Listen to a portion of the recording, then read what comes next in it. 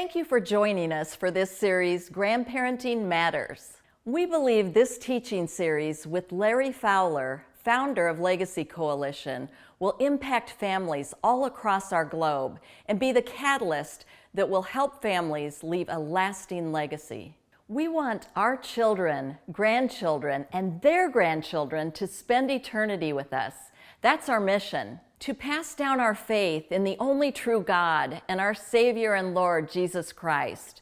And we believe that that's God's plan for our generation. Let's join Larry Fowler as he begins this wonderful seminar talking about the amazing influence of a grandparent.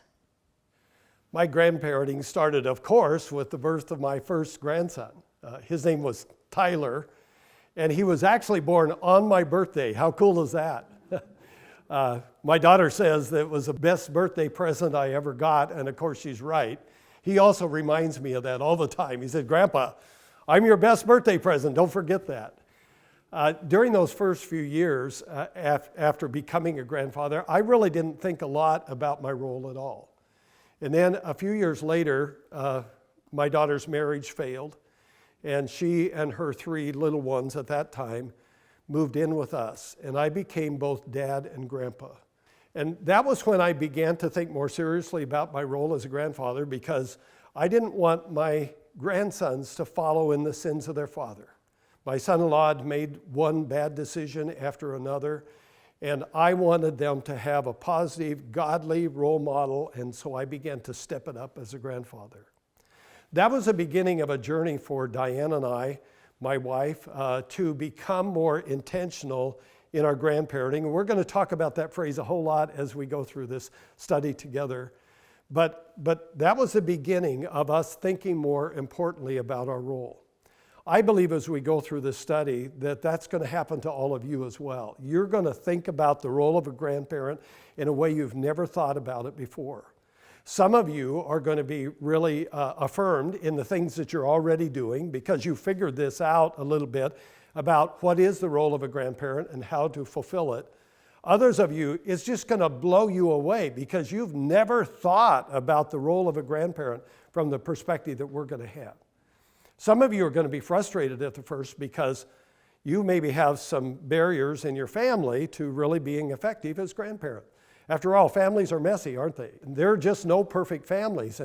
And so some of you are going to be frustrated, but we're going to give you some hope because we're going to be talking about some strategies that even if there are barriers in your family, will help you to get some ideas about how to overcome those.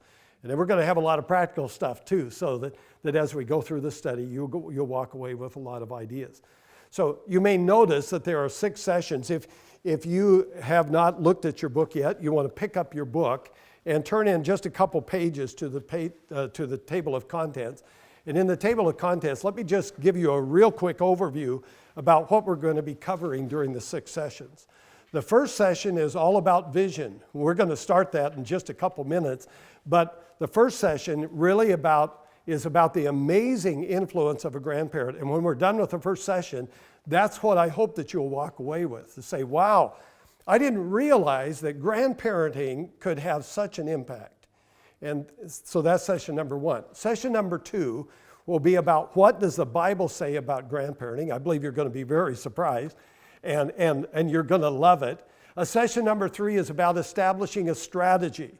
We're going to talk about strategy because if we're going to be intentional, we have to have a strategy to be able to be intentional. So we're going to give you a strategy. Number 4 is about overcoming those obstacles that we have in our family. Number 5 will be about just real practical ideas. We're going to go through the 8 best practices of Christian grandparenting.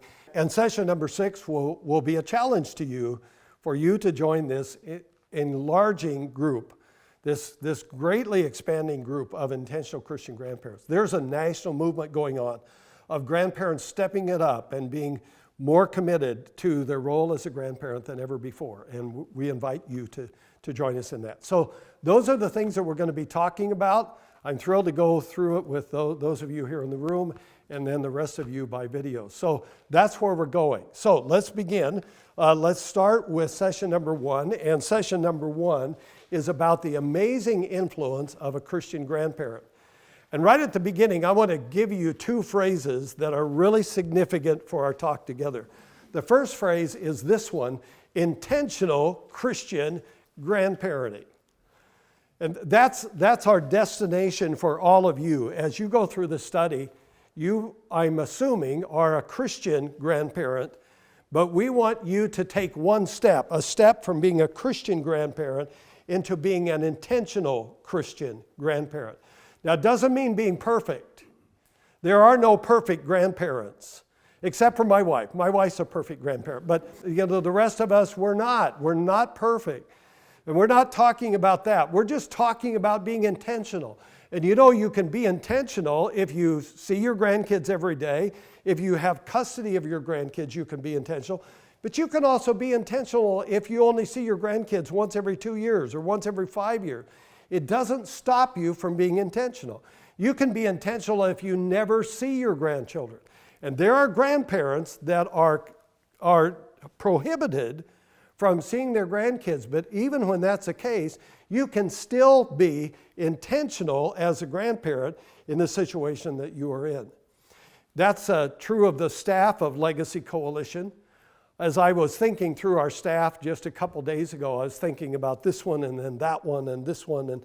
And every single one of them has taken that step. If you were to ask every one of them, they would say, I was a Christian grandparent. Now I'm an intentional Christian grandparent. Let me tell you one story. I had the opportunity to set up a table and present our ministry at a small conference in Southern California where I live. And I had the table all set up early. It was an evening conference and it was about 4 o'clock. I had the table all set up and ready to go, but the audience really hadn't started to come yet. But a guy walked past the table and he had gray hair. And so if he has gray hair, I'm figuring he might be a grandparent. So I asked him, I said, are you a grandparent? And he looks at my table full of materials and stuff, and he could immediately tell that I was trying to draw him in. And he just right quick said, nah, I'm good. Yeah, I'm a grandfather, but I'm good. I don't really need anything. And he brushed me off, and he walked away. Well, the conference was actually a conference where we sat around tables. And irony of ironies, he was seated at the table that I was at, and my wife were at a little bit later. And as we sat at the table, he began to ask a little bit more about our ministry. Then I got a chance to present our ministry in about 10 minutes. But in 10 minutes, he got a completely different view of grandparenting. He went away and said, wow, I never thought about grandparenting this way. If he were here today, he would say, I was a good grandparent from my perspective, but I had no concept of becoming an intentional Christian grandparent. Today, he is one of our board of directors for Legacy Coalition, and that would be his testimony as well about taking that step into intentional Christian grandparenting.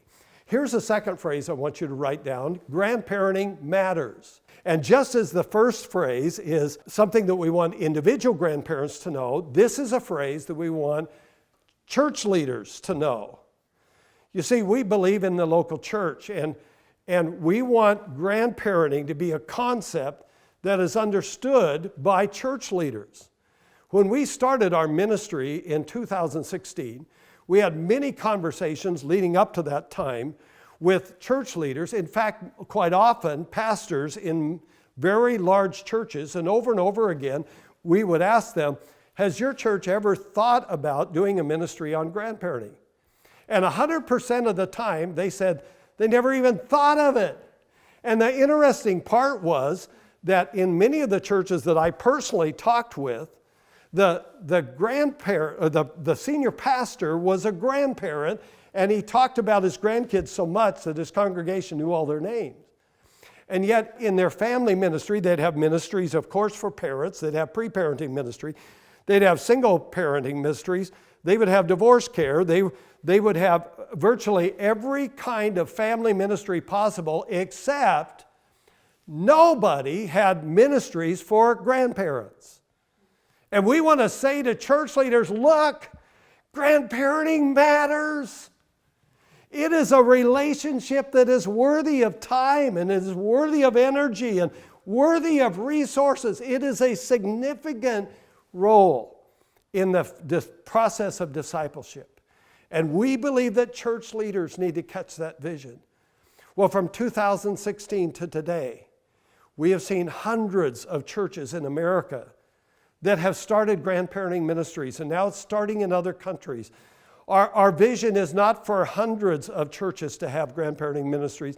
It's for hundreds of thousands of churches to have grandparenting ministry, because we believe grandparents can be such an incredibly potent force in the discipleship of the youngest generations in America. Well, I want you to get to know my family a little bit more, set the stage a little bit. I want you to meet my grandfathers. This is my maternal grandfather. Everybody called him Bud. I grew up in western Nebraska on a cattle ranch. And he had a cattle ranch too. In fact, it was pretty amazing. When he was 16 years old, he actually homesteaded. Remember hearing of the Homestead Act, where you could go and live on property for 5 years and it became yours? He did that at age 16. So by 21, he owned his own ranch. Pretty cool. He lived about 100 miles from us, and so we would see him maybe a couple times a year, not more often than that, because it was a drive. And here's his claim to fame. He had, at one point, the world champion hog. At some point, he raised this hog and then took it to some fair in Illinois, and his hog won world champion. So that was his claim to fame in the surrounding area where he lived. Everybody knew my grandpa had the world champion hog. That is a bunch of bacon right there. That'd last us for more than one breakfast, wouldn't it? But the thing about this grandfather is, I don't ever remember a single conversation with him when I went to visit. I have no memory of ever talking with him. I had cousins that lived nearby where he lived, and I think when I went to visit, they came over, and I would play with the cousins. And I think the adults talked to the adults, and I played with my cousins. I don't ever remember an interaction with this grandfather. This is my dad's dad. He lived on the same ranch with us. In fact, he and my dad were partners in the ranching business. After my grandma passed away, he actually lived in the very same house with us. This is me playing checkers with him. You see where I got my hair cut. But he is a wonderful Christ follower, deeply devoted man of God, had so much integrity in business, and I saw that demonstrated again and again throughout my growing up years. But even by this grandfather, when I became a young adult, I felt cheated. Didn't know it at the time. I have an older brother that's 9 years older than me, and he said that when he was this age, around 8, 9, 10 years old, this grandpa would go into town to buy supplies. Now, we live 40 miles from a grocery store, so it was a trip to go even get groceries. And this grandpa that was kind of his role in our family. So he'd go do that. So he'd take my older brother along, and my brother said that all along the way, this grandpa would disciple him and mentor him. He'd talk to him about spiritual things, how to treat a woman. He'd talk to him about moral issues and ethical issues, and he used the time in the truck going in to get supplies to mentor my older brother. But he never did it with me. I don't know if it was the 9 years in between, but for some reason it happened with my older brother, but that grandpa wasn't quite so intentional with me, except that he was a wonderful example. This is my dad. My dad passed away when I was 25, and my daughter was only 1. So I didn't get to see my dad grandparent either. When I became a grandparent when Tyler was born, and then when my daughter's marriage failed, I was on my own to figure out, what do you do as a grandparent? What's a grandparent supposed to do? And I had to figure it out, and God began to reveal over the years of grandparenting what that role should be, and I've learned a lot, and Diane and I are still learning, and it's our privilege to be able to learn with all of you, but to also share with you the things that we've learned. I want us to have a discussion, and we're going to have a number of discussions as we go through this small group series, and here's the first one. I want you to wrestle with this question right here. What did you learn about grandparenting from your grandparents? Okay, what did you learn about grandparenting from your grandparents? Ready? Okay, go.